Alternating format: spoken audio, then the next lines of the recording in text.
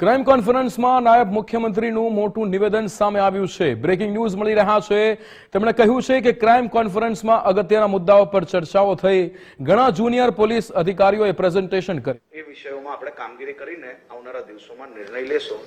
ફરી એકવાર સૌ લોકોને ખૂબ ખૂબ અભિનંદન અને મારા વતી જિલ્લાના કોન્સ્ટેબલ સુધી તમે ડ્રગ્સની સામે, પોક્સોની સામે અને બીજા ગંભીર ગુનાઓમાં જે ગંભીરતાપૂર્વક અલગ અલગ જિલ્લાઓએ મજબૂત પગલાં લીધા છે એ બધા જ જિલ્લામાં કોન્સ્ટેબલ સુધી મારા એમને અભિનંદન પહોંચાડજો, કારણ કે સૌ લોકો દ્વારા જે મહેનત થઈ છે ત્યારે આજે આપણે આ લેવલ સુધી અને ક્રાઇમને આટલું ઘટાડવામાં આપણે લોકોને સફળતા મળી છે।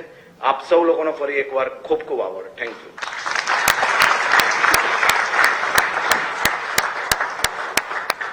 સર, ખૂબ ખૂબ આભાર આપનો। આજે 2 દિવસની આ કોન્ફરન્સમાં આપણે નવી નવી વસ્તુઓ શીખ્યા છીએ અને નવો એક અનુભવનું ભાથું લઈ અને ફરીથી ફિલ્ડમાં પાછા જવાના છીએ। આપ સર આપનો કિંમતી સમય આપી અને 2 દિવસ અમારી સાથે રહ્યા એની માટે આપનો ખૂબ ખૂબ આભાર વ્યક્ત કરું છું। સાથે સાથે આ જે આખી વ્યવસ્થા ગોઠવી, 2 દિવસ આપણને જમાડ્યા અને ખૂબ સરસ આનંદથી આપણે આ 2 દિવસને અનુભવ્યા, માણ્યા, એની માટે એસપી ગાંધીનગર અને રેન્જ ગાંધીનગર સર બંનેનો આભાર વ્યક્ત કરું છું। પ્રેસ મીડિયા મિત્રોનો આભાર વ્યક્ત કરું છું। ડીજી સરની આખી ટીમ જેણે આ આખા પ્રોગ્રામને સફળ બનાવવા માટે બેક હેન્ડ આટલી બધી મહેનત કરી છે એ ટીમનો આભાર વ્યક્ત કરું છું। તમામ પાર્ટિસિપન્ટ્સ આટલી ધીરજથી બધા જ બેઠા છેક સુધી સાંભળ્યું એની માટે આપ સૌનો આભાર।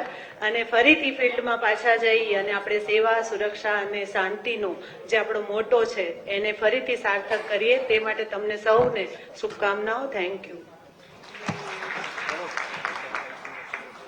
બધા મિત્રો બી જમવા આવજો।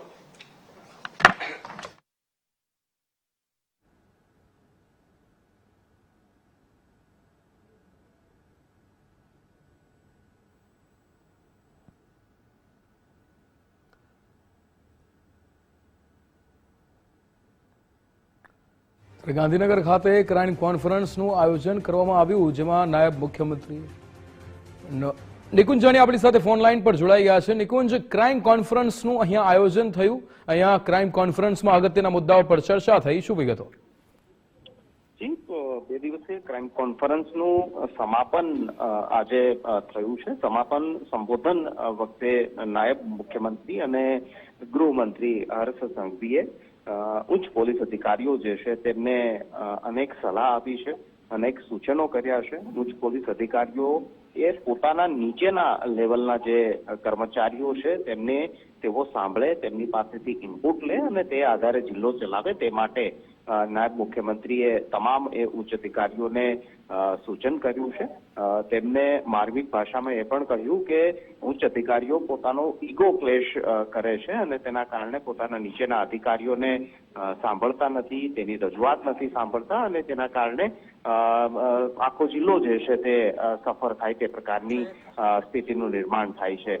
ડ્રગ્સ સામેની લડાઈમાં પણ નાયબ મુખ્યમંત્રી હર્ષ સંઘવીએ નિવેદન આપ્યું છે। તેમણે કહ્યું છે કે ડ્રગ્સ સામેનું કોઈ અભિયાન ન હોઈ શકે, તેની સામે જંગ જ હોઈ શકે અને તેમને એ પણ કહ્યું છે કે ગુજરાતની અંદર ડ્રગ્સ ઘુસાડતા એ તત્વોના પગ ધ્રુજવા જોઈએ।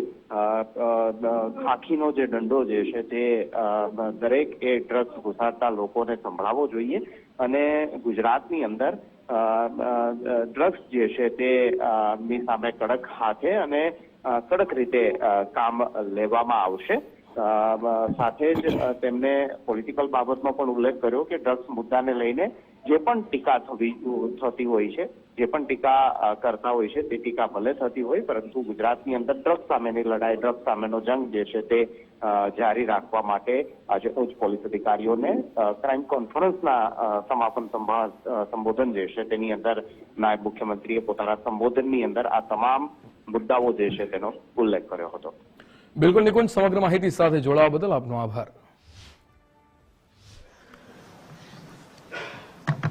આ બાજુ બેઠા પછી બધાના ચહેરા હસતા થઈ ગયેલા હતા, પરંતુ ત્યાર તક આ બાજુ હતા ત્યાર તક માયુસી અવાજમાં ધ્યાન આવી જાય। પરંતુ આ 2 દિવસ ખૂબ સારા રહ્યા। એમ તો તમામ લોકોને મારે વારંવાર મારા પ્રવાસ દરમિયાન અને ક્યાંક બેઠકો દરમિયાન બધા જ લોકોને મળવાનું થતું હોય છે. ઘણા એવા અધિકારીઓ છે જેમને જિલ્લામાં એમના કાર્યકાળ દરમિયાન જે કામગીરી કરી હતી એ કામગીરીને આજના એસપી ખૂબ ગર્વ સાથે એ કામગીરીને આગળ વધારી રહ્યા છે અને ગર્વ જોડે અહીંયા એમને પ્રેઝન્ટ બી કર્યું. એવા સૌ એસપીઓને બી હું અભિનંદન આપું છું અને એમને આ અભિનંદન એટલા માટે આપું છું કે આ બધા પ્રયાસો છે એ ઇન્સ્ટિટ્યુશનલાઇઝ પ્રયાસો છે.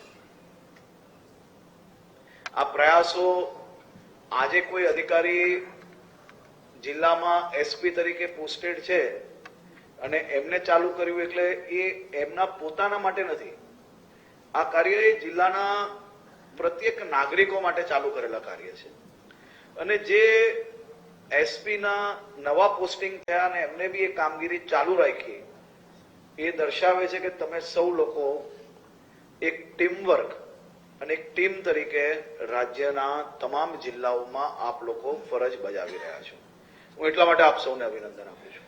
એમ સામાન્ય રીતે હંમેશા એવું કહેવાય કે આ પ્રકારની કોન્ફરન્સીસથી સિનિયર્સના માધ્યમથી જુનિયર્સને કંઈ શીખવા મળે, પરંતુ હું તો આજે બધા મારા જુનિયર ઓફિસર્સને અભિનંદન આપું છું.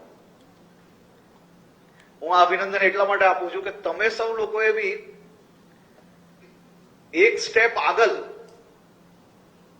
જૂની પરંપરાઓને સાથે રાખીને નવી ટેકનોલોજી અને નવા અભિગમોને અપનાવીને જે પ્રયાસ કર્યો છે એનાથી સિનિયર્સને બી તમારામાંથી કંઈક શીખવા મળશે. એ પ્રકારના આ 2 દિવસના સેશન્સ હતા. એટલે બધા જ અધિકારીઓને હું અભિનંદન આપું છું. હું આજે વિષયો તો ઘણા બધા તમારા લોકોના સમસ્યાઓના, તમારા લોકોના વિચારોના, આ બધા જ વિષયો હું જેટલા સેશનની અંદર હતો એટલા મેં પોતે લખ્યા છે અને એના સિવાય બી મારી ટીમ અહીંયા જે મારા મનમાં હતો અને એ સેશન્સમાં જે તમારું સજેશન આવ્યું છે, તમારું જે પ્રેઝન્ટેશન હતું એમાંથી બધા જ મુદ્દાઓ લેવામાં આવ્યા છે. મારે જે કેવું છે એ આના પછીના 1 અઠવાડિયામાં નિર્ણયો જોડે એક વિડીયો કોન્ફરન્સિંગના માધ્યમથી આ 2 દિવસની કોન્ફરન્સનું શું નિરાકરણ, એના નિર્ણય શું. કારણ કે હું કંઈક અલગ માનવા વાળો વ્યક્તિ છું. મારું એવું માનવું છે કે જ્યારે આપણે 2 દિવસ અહીંયા આપ્યા છે પૂરેપૂરા અને જે વિષયોમાં બધાનું મન એક નિર્ણય તરફ હોય એ નિર્ણય લેવો જોઈએ. એટલે એવા બધા જ નિર્ણયો અઠવાડિયા 10 દિવસની અંદર લીધા પછી વિડીયો કોન્ફરન્સિંગની માધ્યમથી આ કોન્ફરન્સમાં જે ચર્ચાઓ થઈ છે એ બધા જ વિષયો પર મારું મંતવ્ય હું આપ સૌની સામે રજૂ કરીશ. આજે હું આપને સમય વધારે નથી લેવા માંગતો કારણ કે તમારે સૌએ દૂર દૂર સુધી પહોંચવાનું છે, પરંતુ હું મારી ટીમને અભિનંદન આપું છું અને અભિનંદન જોડે જોડે આપ સૌને માત્ર ફરી એકવાર મારું એટલું જ સૂચન છે કે નાના, સામાન્ય, ગરીબ, વૃદ્ધ, મહિલા, થાકેલા, અટવાયેલા આવા સૌ નાગરિકોનો કોઈ એકમાત્ર આધાર હોય તો એ પોલીસ છે અને પોલીસ દ્વારા આવા સૌ નાગરિકોને વધુમાં વધુ સરળતાથી આપને મળી શકે. આપના મળવા માત્રથી નીચે એની ફરિયાદ ઉપર ગંભીરતા જાતે ને જાતે આવી જશે. આપ સૌ લોકો જે પ્રયાસ કરો છો તે બદલ અભિનંદન આપું છું અને જે લોકો બીજા કાર્યોમાં વ્યસ્ત હોઈને લોકોને નથી મળી શકતા એ સૌ લોકો પ્રયાસ કરીને પોતાનો શેડ્યુલ થોડો ઘણો આમ તેમ કરીને લોકોને વધુમાં વધુ ટાઈમ આપશો તો નીચેના લેવલ પર પોલીસ સ્ટેશનના માધ્યમોથી જો કોઈક ભૂલ થતી હશે તો એની બી સાચી માહિતી આપને ત્યારે જ મળશે જ્યારે આપ લોકોને ડાયરેક્ટ સંપર્કમાં હશો, લોકોને શાંતિથી સાંભળશો. આપ સૌ લોકો પ્રયાસ કરો જ છો અને વધુમાં વધુ લોકો મળી બી રહ્યા છે અને મને વિશ્વાસ છે કે આવનારા દિવસોમાં આપણે આપણી ફ્રીક્વન્સી લોકોને મળવા માટે, એમની ફરિયાદો સાંભળવા માટે વધારશું. 3-4 મુદ્દાઓ ખૂબ ગંભીર હતા 3-4 મુદ્દાઓ આપણે આવનારા દિવસોની અંદર પોલીસિંગની અંદર જો આજે જે આપણે મુક્તપણે જે ચર્ચા થઈ છે આવી ચર્ચાઓ જો આપણે રેગ્યુલર તમારી મીટિંગ્સમાં બી હું ચાહું છું કે એસપીઝ જ્યારે મીટિંગ લે ત્યારે એમના પીઆઈ જે હું તમારી પાસે આજે બધા જ લોકો પાસે ખુલીને સજેશન માંગતો હતો, ફરિયાદ હોય તો બી માંગતો હતો, એ જ રીતે મારી અપેક્ષા છે કે એક એસપી કે ડીઆઈજી કે કોઈ બી જ્યારે બેઠક લેતા હોય ત્યારે એમના પીઆઈ સુધી જ્યારે બેઠકની અંદર હાજર હોય તો એને સજેશન આપવાનું, નાની મોટી જે તકલીફો છે એ તમારી બેઠકની અંદર જો સાચું નહીં કહી શકે તો તમે તમારા જિલ્લામાં સાચા નિર્ણયો નહીં લઈ શકો. આપણો ડર તો હોવો જોઈએ, પણ ડર એવો ના હોવો જોઈએ કે કોઈ વ્યક્તિ સાચું ના બોલી શકે. સાચું સાંભળવા માટે આપણે બધા જ લોકોએ મન ખોલીને સાંભળવું જોઈએ, કારણ કે દરેક વિષય એવા નહીં હશે કે જેમાં તમને એમના સૂચનો પ્રમાણે કામ નથી કરવું. પણ ઘણીવાર એવું હોય છે કે આપણો અધિકારી તરીકે ઈગો એટલો હાઈ થઈ જાય છે કે જિલ્લાનો વર્ષો વર્ષથી જે અનુભવી અધિકારી છે, કોઈ એએસઆઈ કોન્સ્ટેબલને જેટલો અનુભવ હશે ને વિસ્તારનો, એટલો અનુભવ તમે ગમે તેવી મહેનત કરો તમને નહીં થશે. પરંતુ આપણે રેન્કના આધારે જો બેસશો અને ખાલી ફિઝિકલી જો પ્રેઝન્ટ રહેશો તમે મીટિંગની અંદર, તો એ મીટિંગમાં તમે તમારો ટાઈમ બી વેસ્ટ કરો છો અને આપણી પાસે જે સ્કિલ્ડ ટીમ છે, જેની કેપેસિટી છે, જેનો નીચે સંપર્ક છે, જે જિલ્લા માટે કંઈક સારું કરી શકે છે, એ વ્યક્તિની તાકાત બી ફેલ થઈ જાય છે ત્યારે. એટલે મારો માત્ર એટલું જ કેવું છે કે જ્યાં જાઓ ત્યાં વ્યક્તિ માટે પરસેપ્શન બનાવીને ના જાઓ. તમે નક્કી કરીને ના જાઓ કે આ કઈ બી કહેશે તો આ ખોટું જ હશે, આ વ્યક્તિ પોતાના સ્વાર્થ માટે જ કહેતો હશે. આવું વિચારીને ક્યારેય ના કરવું જોઈએ કામ. આપણે એ સામાન્ય કોન્સ્ટેબલ જે રાત દિવસ મહેનત કરીને પોતાના વિસ્તારમાં જેની ગ્રીપ હોય છે એને ખાલી કાન ખોલીને નહીં, દિલ ખોલીને સાંભળવાની આદત રાખો. પછી જુઓ કે તમારો અનુભવ અને તમને આખા જિલ્લાની માહિતીઓ કેટલી પ્રાપ્ત થાય છે. હું અહીંયા ઘણા અધિકારીઓને એવા ઓળખું છું જે આખો દિવસ ઓફિસમાં નથી બેસતા. મેં ઘણા લોકોને કીધું છે, એ લોકોને ખબર બી પડી જશે કોને કહું છું. એ આખો દિવસ ઓફિસમાં ના હોય, પરંતુ એમને એમના જિલ્લાઓ માટે કે એમના પોતાના જિલ્લા માટે તમે પૂછો ને તો 5 મિનિટ પહેલા બી ઘટના બની હોય ને તો એને બધી જ માહિતી હોય. સોશિયલી શું ચાલે છે, ક્રાઇમના કયા કયા નવા મોડેસ ઓપરેન્ડી છે, કયા જિલ્લામાં કયા પીઆઈ, કયા પીએસઆઈ, કયા કોન્સ્ટેબલ શું કરી રહ્યા છે. એવા જે અધિકારીઓ છે, અને કેટલાય અધિકારી એવા છે મેં જોયા છે કે જે શ્રેષ્ઠ ટીમ લીડર તરીકે કામ કરે છે. જ્યાર તક આપણે સારા ટીમ લીડર ના બનીએ ને ત્યાર તક કોઈ જિલ્લો, કોઈ મહાનગર કઈ જ ના કરી શકે. કેટલાય લોકો એવા હોય કે જે સવારથી સાંજ સુધી જુનિયર સ્ટાફને કઈ રીતે આખો દિવસ હેરાન કરાય, અને કેટલાય લોકો એવા હોય કે જુનિયર સ્ટાફને એક શ્રેષ્ઠ ટીમ લીડર તરીકે એની ભૂલ થઈ હોય તો એને વાલવો કઈ રીતે, એને સારું કામ કઈ રીતે કરે, એ ખોટી રીતે ક્યાંય ફસાઈ ગયો હોય તો એના ખભે હાથ મૂકીને એને સહયોગ કઈ રીતે કરે.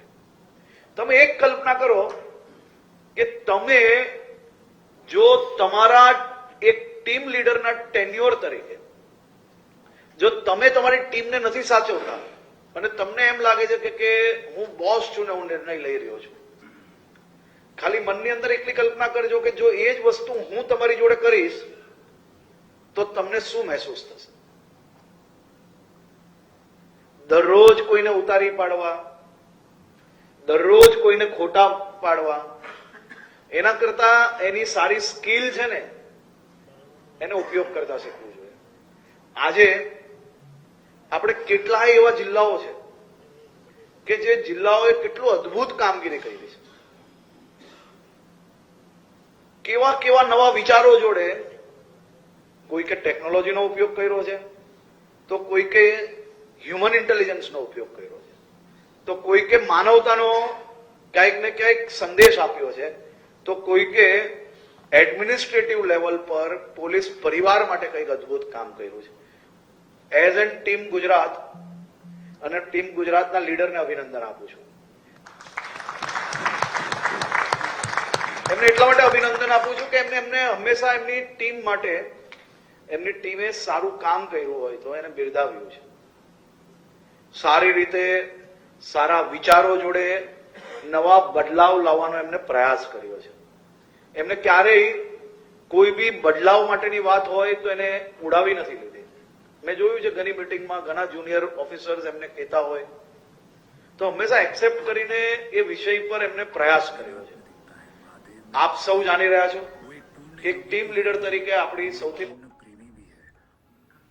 તો ડ્રગ્સ સામેની લડાઈ અંગે નાયબ મુખ્યમંત્રીનું નિવેદન સામે આવ્યું છે અને નિવેદનમાં હર્ષભાઈ સંઘવી દ્વારા કહેવામાં આવ્યું છે કે ડ્રગ્સ સામે બધાએ ખૂબ જ સારી અહીંયા લડત લડી રહ્યા છીએ, ત્યારે દિલ માંગે મોર જેમ હજુ ઘણું કરવાનું છે તેવું પણ નિવેદન અહીંયા હર્ષભાઈ સંઘવી દ્વારા આપવામાં આવ્યું હતું.